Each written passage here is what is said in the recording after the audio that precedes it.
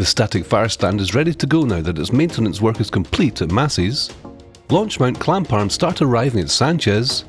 Footings are being prepared for the Mean Street apartments at the build site. And finally, images of the flame buckets installed at the launch site. Hey everyone, and welcome to RGV Aerial Photography's Starbase Flyover Update 80. Even with less than perfect weather this week, we were able to conduct this flyover on the 16th of April at an altitude of 10,500 feet, giving us yet another set of amazing images highlighting the continued push to get the new launch sites up and running. My name's Jeff A, and I'll be your guide today, so let's kick back and take in the exciting sights of Starbase, Texas. We'll start over at the Massey's test facility. As always, here's a labelled map of the site made by team member Proky. First, let's look at the structural test stand, where the reinforcements seen in the last episode have had an additional layer of steel welded over them for increased strength. Moving to the new booster cryo stand, the framework for the outer walkway looks to be almost complete, with an interesting extension seen here. The shape and location seems to suggest that they may have something to do with the booster QDs. Or they could just turn out to be a place to house accumulator tanks similar to the current stand. After quite the wait, the first of the new cryo tanks was rolled out here on the 16th of April. At the time of this flight, you can still see the second one over at the port, sitting on its transporter. This one was moved to Massey's on the 17th. If you take a quick look at this image from last week, you can see that the large tubular pieces you have seen at the front of the site for many weeks have been relocated and can't be seen this week. We are yet to find out exactly where they went. Wrapping up changes for the site this week, formwork for a concrete slab has been prepared around the back of the workshop. Let's move to Rio West and check out the changes there, shall we? The foundations for the shopping centre have gained additional concrete and are nearing completion. Housing progress is continuing, with the first house starting to gain its roof and the others rising slowly. Additional apartments were being poured during the flyover, and formwork for garages taking shape toward the right. At the storage site, you can see that most of the SpaceX LR11000 crane boom sections have been shipped out for refurbishment work. Right, on to Sanchez. Starting at the launch mount for Pad B, welding work on the water feeding pipes appears to be complete, as evidenced by the removal of the wind protection tents. Although there is a lot of welding remaining on the other sides. Starship Gazer was on site and captured this image of the first of the 20 clamp arms to finally arrive. Their design is notably different from current ones on Pad A's launch mount. Now switching to the flame bucket area, of course both halves are gone as they were transported and installed into Pad B's flame trench, as covered in the previous episode. The last part still remaining to be installed is the centre ridge. That has holes to spray water for protection from the Raptor exhaust. New pallet racks parts have been laid out ahead of assembly. These will be extra inventory racks for pipes and other utilities. Moving to the ship QD arm area, more progress is seen with scaffolding flooring around the middle section. Rolling to the rocket garden, the last Block 1 booster, Booster 17, was moved for temporary storage from Massey's to here, as there are no free work stands left in Megabay 1. Thrust simulator rams were removed from the booster cryo stand. This could be the beginning of this stand's deconstruction, as there is the new stand being built at Massey's for the Block 2 boosters.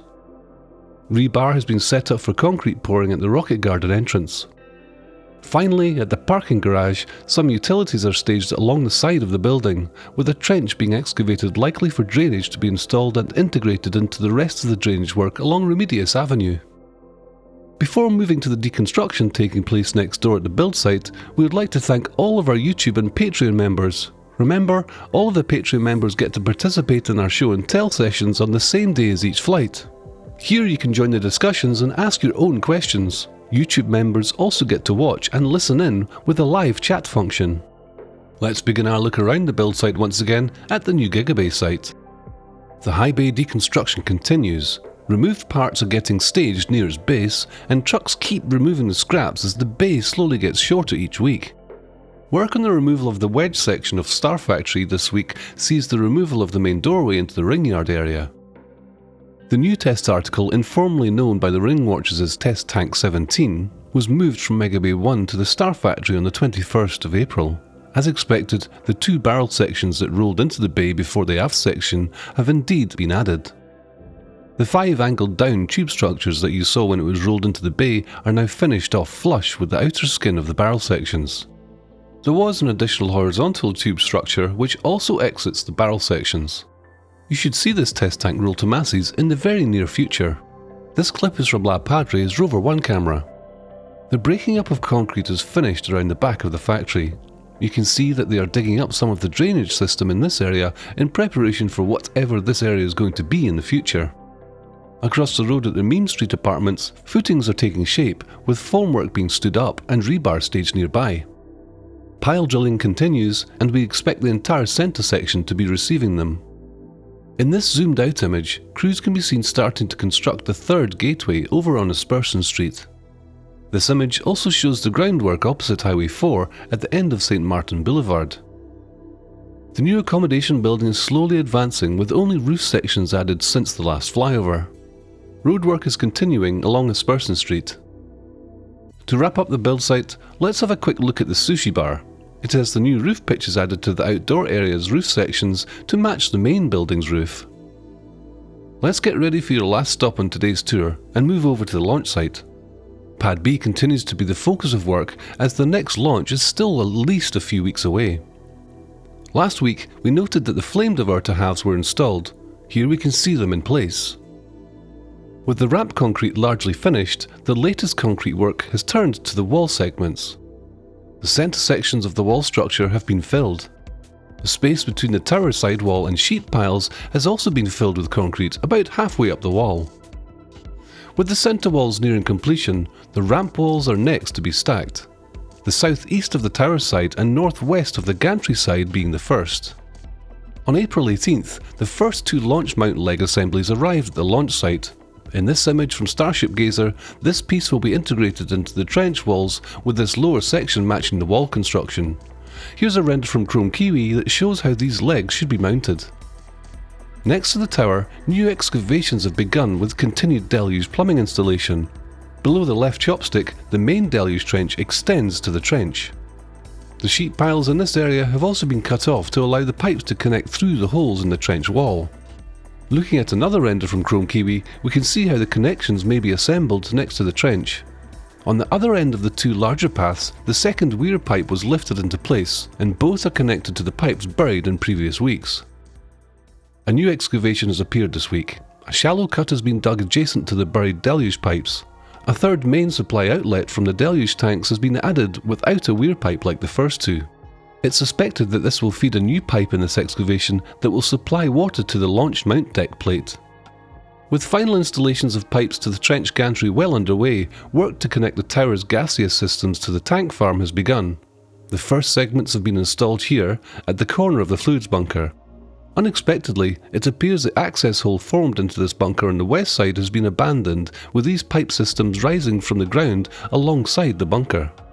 This first section appears to have been a priority, as the short, elbowed section of the commodities trench has its covers installed with an additional layer of soil.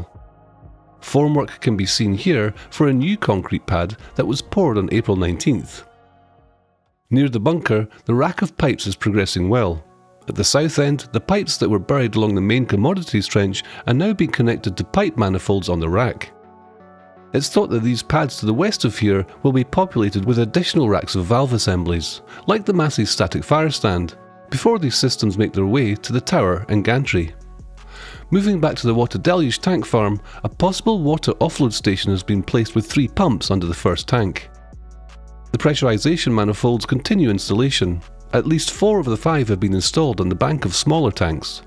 The area next to the deluge tanks is the site of several new deluge pipe segments. Most of these are for the systems mentioned earlier, including this Y-shaped manifold for splitting the deflector pipe, as well as these 3 pieces with reducers on the trailer that pass through the trench wall.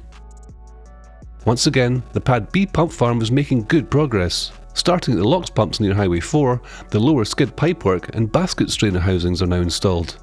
All 9 of the pump stations have their sumps installed, while a few still wait on pumps and motors to be installed. The 4 small kettle boilers now have a complete exhaust manifold installed, with the discharge extended toward the dispersion chimney. Behind them, the methane rack system is nearing completion. The first of the supply manifolds can be seen here at the end of the methane section. This week, the large methane subcooler has received new pipework as well, while the 4 kettle boilers remain unchanged from the previous flyover. Moving in front of the methane storage tanks, new pipe assemblies are being welded together. It's suspected that these are for the 2 new methane tanks. The small section of tank farm wall removed in front of the 5 smaller methane tanks is once again active. Rebar cages have been assembled for a concrete pour. 2 areas here are thicker and may support an additional vertical tank and other heavy hardware. Work at the top of the big methane tanks has concluded. The caps are back on the large ports and the smaller ports have curved vents.